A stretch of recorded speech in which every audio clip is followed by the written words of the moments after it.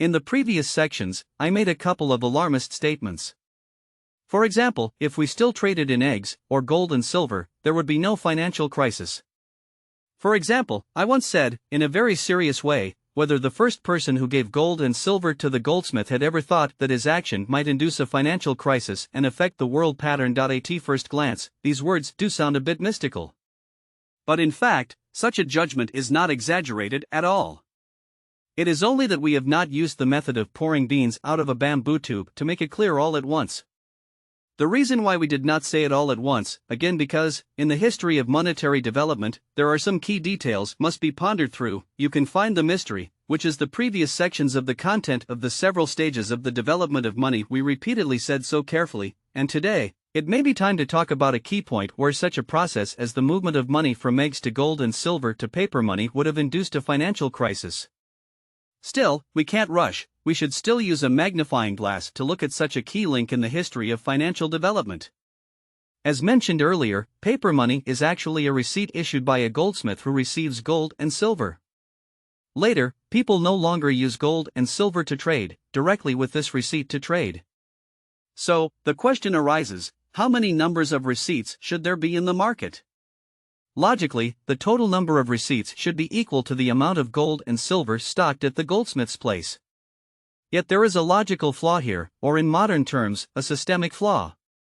For when these receipts had gained the trust of the whole community, the goldsmith realized that no one really cared how many receipts he issued to the whole community, and that, anyway, people would not be in a hurry to take the gold from his treasury.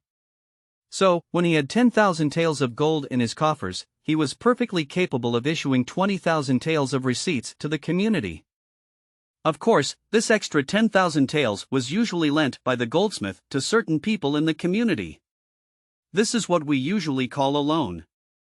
However, whether one obtains this receipt because he himself has deposited gold with the goldsmith, or whether he himself has not deposited gold with the goldsmith and asks the goldsmith directly to lend him this receipt, these two kinds of receipts, on the face of it, look exactly the same, and there is no one to distinguish this thing.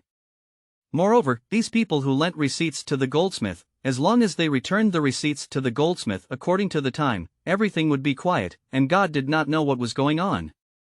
Of course, the goldsmith lent out receipts, certainly to obtain income. The so-called no profit is not long ago is this reason. On this point, in the first chapter of the book Currency Wars called Rothschild started the background of the times of the subsection of the fifth paragraph, there is such a statement. Clever goldsmiths and bankers gradually realized that only a small number of people come to get gold coins every day. They began to quietly issue some additional receipts to lend money to those who need it and charge interest, and when the borrower pays back the money owed on the debit with interest, the goldsmith bankers take back the debit and then quietly destroy it as if nothing had happened, but the interest is firmly in their pockets.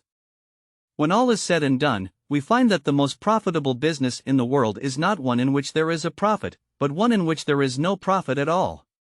This kind of business, in which you don't need a penny of capital and yet you can make a huge profit, is, I'm afraid, by far the only one of its kind. To put it in an extreme way, all you need to do is to write down an amount of wealth on a piece of paper out of thin air, and then you can charge interest according to the amount you have written. You can imagine how lucrative such a business is. We usually like to talk about robbing banks to get money faster. However, the method I am talking about is much faster than robbing banks to get money, and there is no danger of killing your head. This secret of making money without hard work will make everyone feel righteous indignation. Yet this is not the most horrifying. The greatest danger of this practice to society lies not in the fact that there is no profit without capital, nor in the fact that one gets something for nothing, but in the fact that he can artificially create a financial crisis. This kind of financial crisis repeatedly destroys society as a whole, but those who issue receipts can make a lot of money as a result. We will say more about this next time.